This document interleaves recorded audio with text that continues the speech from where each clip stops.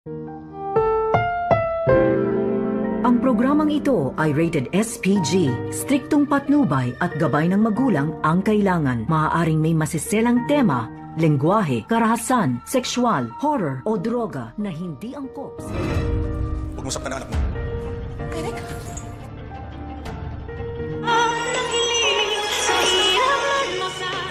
Narito na nga ang ating pakaabangan ngayong Lunes. Sa abot kamay na pangarap, marami nga ang nagulat dito sa nangyari dahil sa ginawa ni Giselle na kinaladkad niya itong si Justin palabas ng Apex Hospital.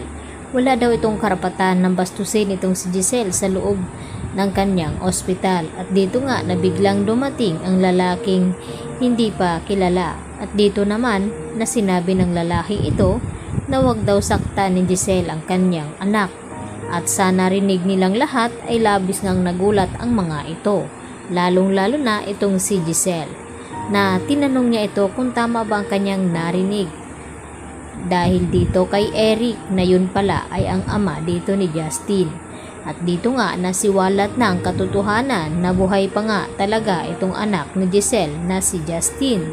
At dito rin na tumawag itong si Kinito dito nga kay RJ at sinabi na kinakailangan daw niyang makausap itong si Giselle tungkol sa kanyang anak.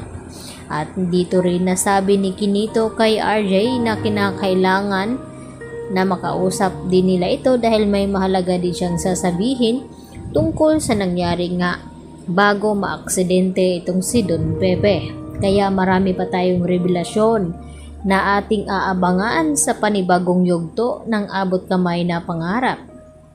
Samantala napaiyak naman itong si Lynette nang magsuklay nga ito na nalalagas nga itong kanyang buhok at naalala ni Lynette ang kanyang nakaraan noon na nagkaroon nga siya ng cancer kaya nakalbo siya at dito naman na ginamot ni Annalyn Santos itong si Lynette at ngayon tila bumabalik na naman ang kaba sa kanya at umiyak siya dito kay Carlos Benitez at tinanong niya ito kung ano daw ang nangyayari sa kanya at sabi naman ni Carlos ito ay simbolo ng pagiging stress dito ni Lynette at nagiging traumatic kaya kinakailangan daw niyang magpatingin talaga dito nga kay Evangelista dahil siya ang makakatulong dito kay Lynette nang sa ganon ay hindi lalala ang kanyang kalagayan. At panaginip naman pala ang nakita dito ni Giselle na tumayo nga itong si Don Pepe at niyakap siya. At ito rin na nagpapahiwatig at sinabi ni Don Pepe kay Giselle na wag daw mag-alala dahil makakasama na nga daw niya. At hindi sinabi ni Don Pepe kung sino ang kanyang tinutukoy sa kanyang panaginip. At dito nga na nag-iiyak itong si Annalyn at Giselle sa loob ng kwarto dito ni Don Pepe dahil umaasa sila na sana raw ay magising na nga itong si Don Pepe dahil magpapasko pa silang lahat at magkakasama. At dito naman na dumating itong mga kaibigan ni Annalyn at lalong na itong si Michael at kinamusta itong si Annalyn kung natutulog na ba daw ito. At ang sagot naman ni Annalyn sa kanila na okay lang daw siya at kinakailangan daw niyang bantayan itong kanyang lolo Pepe. At nagtanong itong si Yula kung nasaan ba itong si Zoe na hindi nga nila mahagilap. At ang sagot naman dito ni Doc Antonio Luke na kahapon pa daw hindi